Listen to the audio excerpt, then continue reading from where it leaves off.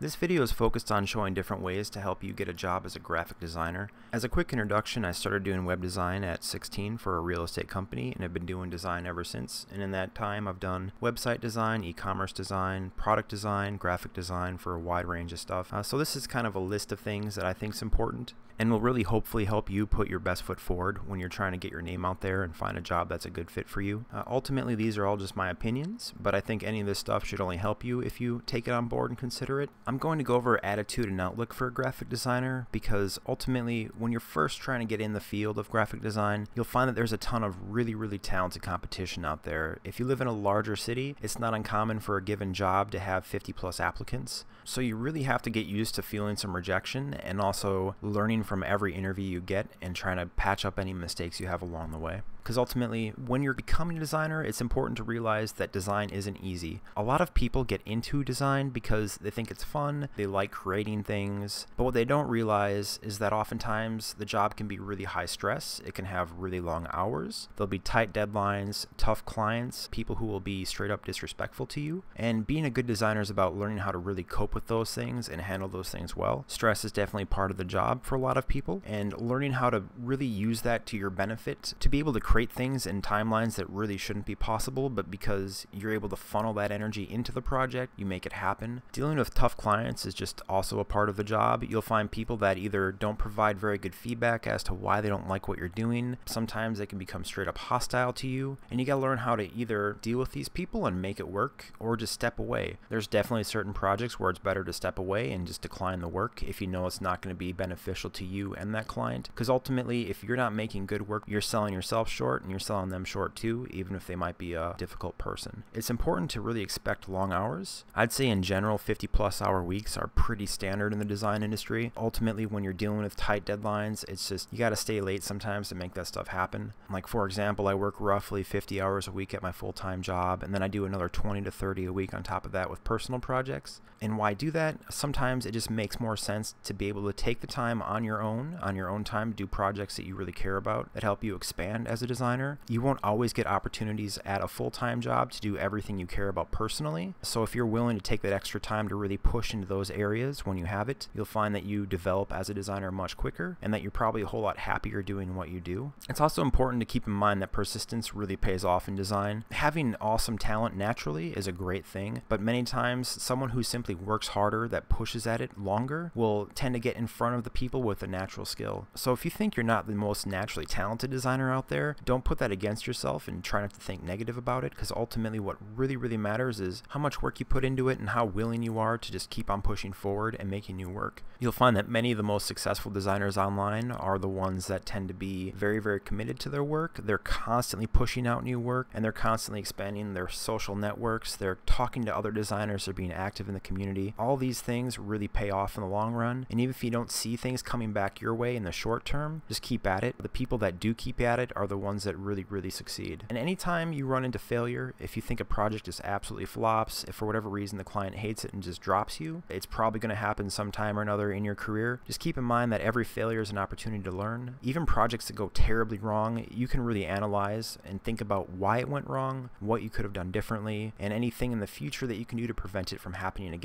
I always try to take on board any feedback that you think can help you improve what you're doing and learn about how to deal with clients better, how to complete a certain project better, whatever the case may be. So ultimately, if things aren't working out for you, if you're looking for a job for a long time, just keep at it. You have to be persistent and you have to be willing to take on board any feedback that you get to change what you're doing. If you get consistent feedback that an area of your portfolio is weak, if you need more experience in a certain way, try to patch those gaps up. You know, you can fix your portfolio, try to put in different pieces that make it a little bit stronger. If you're missing real world experience, really consider doing work for something like a charity that can really get you solid commercial experience, and also it's a great resume booster. Don't let negative feedback hold you back. You're bound to get negative feedback and probably lots of it over your career. You could just try to see the positive in it in terms of what exactly are they critiquing about me and how can I apply that to be stronger in the future. Ultimately, I see a lot of people out there getting really down on themselves. It's really hard a lot of times because if you get rejected repeatedly, it makes you want to give up. But like I said, the people that don't give up and push on through it are the ones that end up finding jobs. This section is about education, and just as something to think about, I'm coming from the US, so around the world your options might be a little little bit different, and some things to consider might be a little bit different too.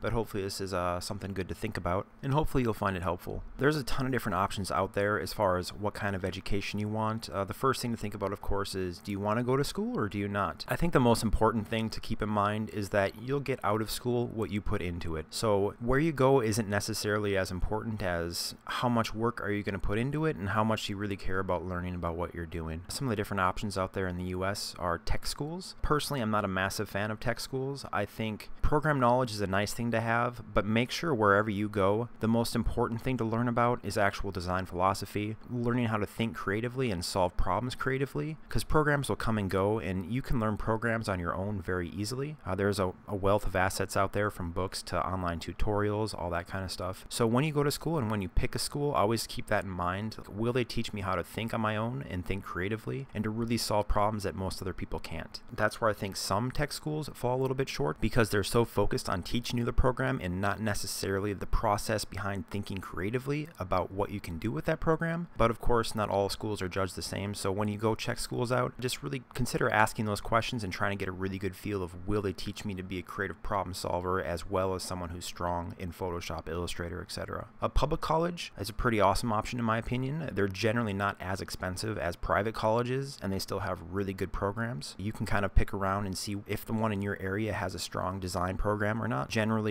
the stronger the program, the better students will come in, and better students is what really matters. I personally think you'll learn more from your peers at school than you will from the teachers. Teachers are awesome, especially for critiques, but ultimately you really want to pick up as much as you can from the people that are going to school with you, because these will be both the people that you work with in the future and you compete for jobs with in the future. As far as private college, there's a lot of really impressive private art schools in the US, but something to really consider and think about is the cost. If you don't get either a very impressive scholarship or have a family that can really help you out with the payments, I really don't think a private college is a great decision unless they're affordable. And in general, a lot of the private colleges out there get to be $20,000 to $30,000 a year, and honestly, as a graphic designer, you will be really struggling to make those payments, and being locked down in debt can cause a lot of problems for your future. It can really hold you down and cause you to pick jobs just for the money and not necessarily for what really matters, and that's what kind of growth does that job offer and what's your future with that company look like. So just always keep in mind, whether it's a tech school, a public college, or a private college, make sure A, that it's really affordable,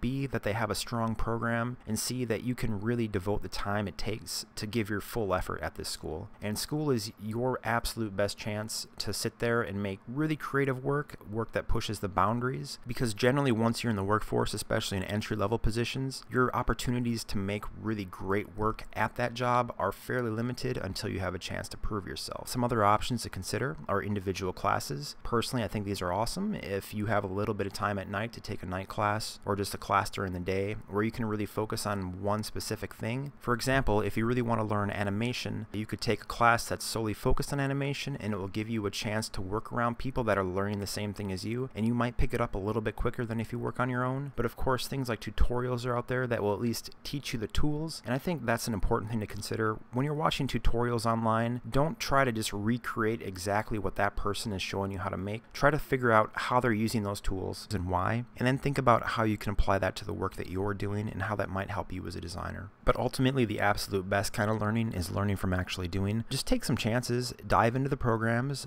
set yourself a goal and see if you can accomplish it. For example, I taught myself really simple video editing just by doing these videos, and it's kind of been a crash course in how to make it happen and what to look out for. When you're actually trying to do something and it has a purpose, you'll find a way to make this tool work for you. And when you're really self-motivated to learn a program, you'll find that you learn a lot quicker than you might think you would. Combine it with excellent books, and then, like I said, online tutorials. If there's a specific problem that you're trying to solve and you can't figure it out, odds are someone has posted it somewhere. So search online. The internet's a ridiculously amazing tool when it comes to learning. So always be out there expanding what you can do and really never stop learning. I think one of the things that sets apart good designers from really great designers are those that are always pushing in new territories, that are always trying new things that they're not comfortable with, because when they're willing to take those chances, oftentimes really great work comes from it.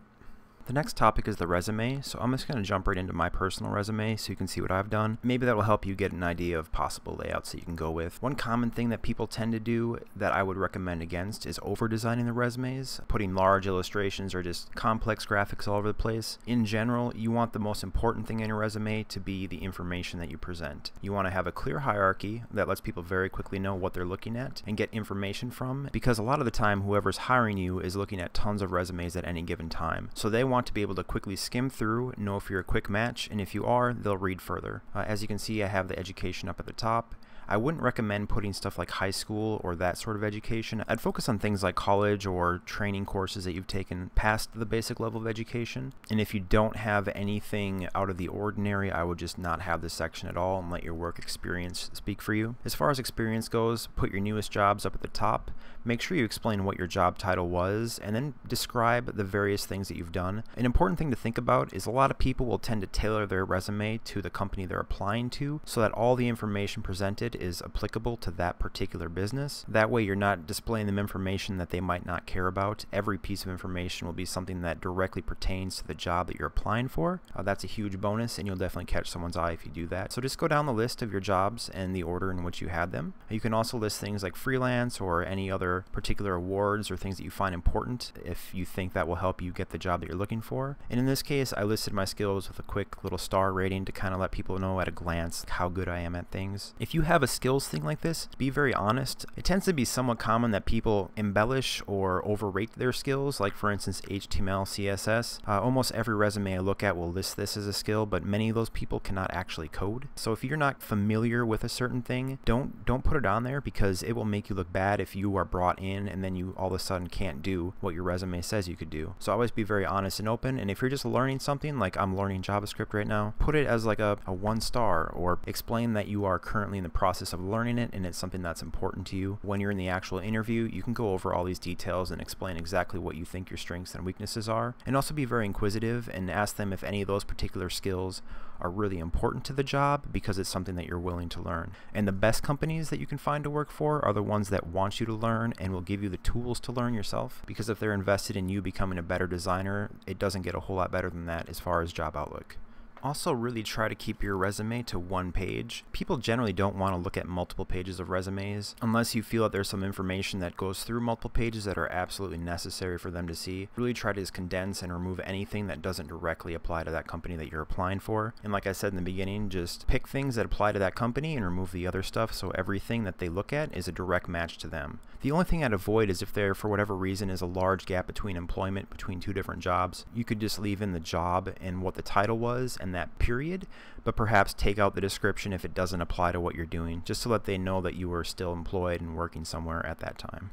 This section is going to go over the single most important thing to help you get a job, and that's your portfolio. I'd personally put the portfolio above the education or your past experience, because it really shows what your potential is, what you're capable of doing, and ultimately it's what you're getting hired to do. So let's just jump right in. The first thing, as far as the content you're presenting, you want to make sure that you show versatility if at all possible. It's awesome if you can do one style really well, and if that's the case, you'll likely find someone to hire you. But if you can work multiple styles, it's oftentimes an even easier decision for the people to hire you, because you can do the job of multiple people. And if you're able to do the job of multiple people, it's a no-brainer to hire you over someone else who's kind of stuck doing their own thing. Also try to show commercially viable work. Ultimately, you're working for someone else and they're trying to make money off of what you're doing. So if all you're presenting is personal projects that don't really have an applicable use when it comes to commercial work, it's a little bit harder to convince them that you're able to do that. Whereas if you show work that can be directly correlated into advertising or t-shirt design, something that that company does and ultimately sells, you'll find that it's a lot easier to present to them why you're a good match. And if you don't have a lot of commercial work right now, consider doing work for something like a charity. Not only are you doing something good for that charity, but you're also ultimately creating work that is commercial and is an awesome portfolio piece. You can invoice them as if it were a paid job and just mark it all off at the end. When it comes to the work you're actually showing within your portfolio, try to edit it down and show only your strongest pieces. Sometimes your work will be judged by the weakest piece in your portfolio, so you want to make sure that what you're showing is all strong, that it all speaks to what you think you're really good at. If there's pieces that you don't think quite measure up to the rest of your portfolio, consider removing them. You can go to various design spots online and ask for people's opinions. Maybe go to Reddit where they have a design critique section and kind of ask people what their favorite pieces are and what the weakest ones are, and have them explain to you why. And then you can kind of take that information in and really consider how you want to present your work and what should stay and what should go. And also on the individual pages, be sure to explain your process, kind of what was going on in your mind when you were creating it, how you got to that point, and also what the project was, who it was for, any problems that they explicitly wanted you to solve and how you solve them. When people look through your portfolio, it's really nice to be able to see great images, but if they can see great images that explicitly solve a problem at hand, it's a much better way to communicate what you're doing and why you're doing it. And ultimately, it'll make the process go a little bit better for you when you're applying somewhere for work. As far as various websites that you can create portfolios online, there's Cargo Collective, Behance, and Behance Pro Site. Specifically, I'm going to go over Behance Pro Sites in a little bit. WordPress, Squarespace, Tumblr. There's a ton of other options too, but I'm just going to quickly go in and show examples of these different ones so you can kind of get an idea of what might work for you. But it's a lot of personal preference, so let's just jump right in and take a look at them. Here's an example using Cargo Collective. I'll just jump into one of these. As you can see, it has nice big images along with plenty of room for type. As you scroll down here, there's a ton of different options to display all your work, which is always nice for people that are just kind of browsing and surfing through your entire portfolio of work. There's a ton of different themes for Cargo Collective, and there's both free themes and then paid themes that you get if you pay a monthly fee. I believe the monthly fee also allows you to add more items to your portfolio, but overall Cargo Collective is a really impressive way to build your portfolio very quickly, and it's very, very easy to use for people that aren't too familiar with web design. Here's an example of a Behance Pro site. As you can see, nice big images, a nice fluid layout for the portfolio. When you click into one of them, you have project info and other projects, and these layouts can change too. You can kind of set how you want them. I'll just scroll down the images here quickly. At the bottom here you can see there's an Appreciate This button, which is a benefit of using Behance since it does have a social network built into it. So other Behance users can sort through and check out your stuff and then hit the Appreciate This button, which helps market it a little bit. And as you can see, this user built a shop using Big Cartel, which is a free shopping cart system. But overall, it's a nice, clean, and easy way to quickly make a portfolio website. And it does have the built-in Behance thing, so if you're a very active user on Behance, this might be a really good option for you. This is an example of a WordPress theme, and this particular theme is responsive, and it's really nicely responsive too, which is a huge plus. As you can see, the images are nice and big with quick descriptions when you hover over them, which is always nice. So if I jump right in, you can see there's nice big images. At the top here, there's room for description as well as the post date. One of the bigger benefits of a WordPress theme is that it has a very powerful built-in blogging platform if that's something that's important to you. And blogging is an awesome way to boost your search engine rankings. Just look around online for a bunch of different options as far as portfolio themes go. There's a huge assortment to them when it comes to something like WordPress. WordPress is a really awesome platform, and it's where my personal portfolio is hosted. And the best part of it is that it's totally free, except that you will likely have to pay to get hosting somewhere. Here's an example of a portfolio built using Squarespace. As you can see, it's a really clean layout. It looks super nice. When we jump in here, nice big images, a little spot to put your type. As you scroll down here, you get all the other items in the portfolio as well, which is a nice touch. So it's quick browsing when you go through. And one of the bigger benefits of Squarespace is that it actually has a built-in shopping platform, which is super nice, and not everyone offers that. So if you sell items, prints, that kind of stuff, you can actually just have the shop right on your website and check out from there, as well as a built-in blog, which is always a huge plus for any work you're trying to share, helps with search rankings and the like. Here's an example of a free Tumblr portfolio, and you can get this at hasaportfolio.com. I'll just jump in here to see what this looks like. Right here you see it has a nice grouping of images. Just jump right into one of them. Nice big images that you can expand and opens up in a lightbox. Has tags. You can very quickly go through the projects by hitting next project or previous project, which I really like. A spot for your resume. And a big benefit of Tumblr is that it's totally free, and much like the Behance site, it has a built-in like system, so it helps people promote what you're doing. And if you're a very active user of Tumblr, this could be a great option for you. There's a ton of different portfolio themes out there. Some are free like this one, some are paid. Just check around and pick one that you think suits your work best. Here's a few quick things to think about when picking a job or trying to figure out places to apply to. Think about more than just the money that job has to offer. A lot of people get really caught up in simply trying to make as much money as possible in the short term, and it really hurts their long-term options. You want to be thinking about your future with that company. Is this company interested in helping you grow? Are they interested in helping you further what you're doing and not just get locked down in a single position doing the same thing all day? Because you might make more in the short term with a company that has you kind of locked down doing the same thing all day, but long term you'll make way more money if you're constantly expanding your abilities, if you're constantly growing as a designer. And a company that is really invested in you as a person is simply a far better company to work for. If they really show that they're actively out there trying to help people push what they're doing, if they have things like continuing education or a structure within the company that helps people not only do their job well but really expand upon it, you know that you found a really great company to work for. So really think about that, and also think, do you care about what that company does? I tend to find that when you really care about what you're doing, the work you create is of a better quality because you put more of yourself into it. So if you don't care about a company, think about why you're really applying there. Do you really want to work somewhere that you don't care about? I think working for someone that for whatever reason you're not interested in will hold you back. So really carefully consider your options. Sometimes you have to take a job because you absolutely need that amount of money to pay the bills, and of course that's what you got to do. But always be looking towards the future, thinking, what am I doing here and how's that going to help me in the future? Is this going to help me end up doing what I really want to do as a designer? If it's a job that locks you in place, really think carefully about it, because that's generally not a position that you want to be in. I'm going to quickly go over interviews, just give you some stuff to think about when you get called into an interview. Hopefully it can help you a little bit. Make sure you're asking lots of questions. Ultimately, when you're at an interview, it's not only a great chance for them to be asking questions about you as a designer and what you're looking to do, but you want to make sure that this company is a good fit for you as well. So be informed about the company that you're at and the person you're talking to. You really want to know what their background is and what they're looking for, how you can really fit into that role. So when you come in, you can really explain why you're a good match and really show that you're informed about what that company does, what they've done in the past, and give them ideas about what they can do in the future. It's a lot more interesting to the person interviewing you if they can really tell that you care about it. And keep in mind that when you're at an interview, you're interviewing them as much as they're interviewing you. You want to make sure that this is a good long-term job for you. You want to make sure that you're putting yourself in a situation that you can hopefully succeed at, that has a good long-term future for you. So keep that in mind. And ultimately, when someone's interviewing you, the odds are if you're there asking lots of questions, showing that you're interested, you'll stand above someone who's just there to answer the question and not a whole lot else. And also something to think about, a lot of times you'll go to interviews or apply somewhere and you simply never hear back. Try not to let that hold you back, because anyone that doesn't even take the time to respond back to you, to send you a simple email saying sorry but we went with someone else, etc., probably isn't a great place to work at, because sometimes that can be a sign that they're not really spending the kind of time caring about the employees as much as they should be.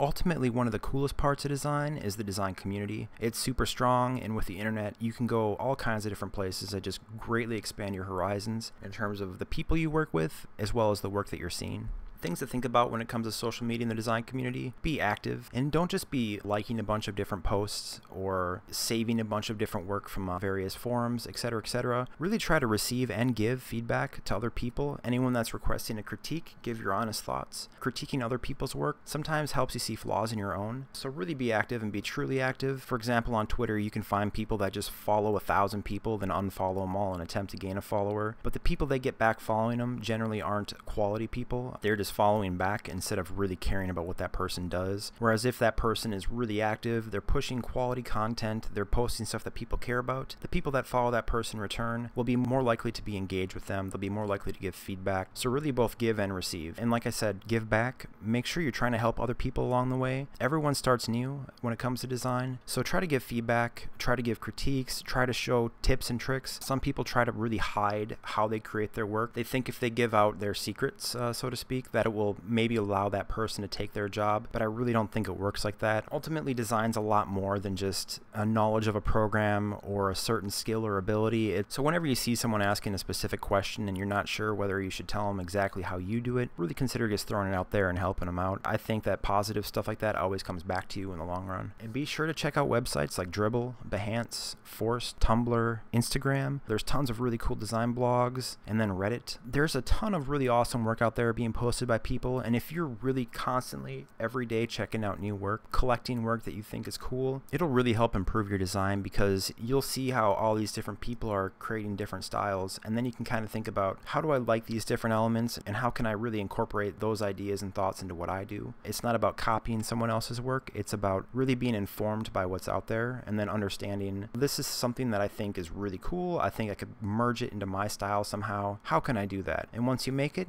put it out there, let people see it. And as for critiques, ultimately, if other people can't see what you're working on and they can't give you feedback, you're kind of working within a bubble, and that's never a positive when it comes to being anything creative. You really need to let other people let you know what they think, so it can kind of inform you, if nothing else, how your work is being interpreted by the end user. So really be out there, be active. People that are super active in the design community generally find more success just because their name's out there, people are interacting with them. If someone needs someone to do work for whatever reason, and they can think of, oh hey, I talk to this person every day on this forum and I know their style fits, you're more likely to get hired. Just really consider being out there and being positive. And on that note as well, if you're looking for work, really be careful about what you put out there as far as social media. Like for example, Twitter, if you post negative stuff constantly and someone's looking to hire you and they happen to search and look through your social profiles, which actually happens quite a bit, and they see a bunch of stuff that for whatever reason raises a red flag and makes them think, whoa, this person might not be a right fit, really take that in consideration. If nothing else, if you're posting stuff that might be inappropriate, consider hiding your profile while you're on the job hunt, because it would really stink to lose a job because of a silly tweet or Facebook post or something like that. You always want to put your best foot forward whenever you can.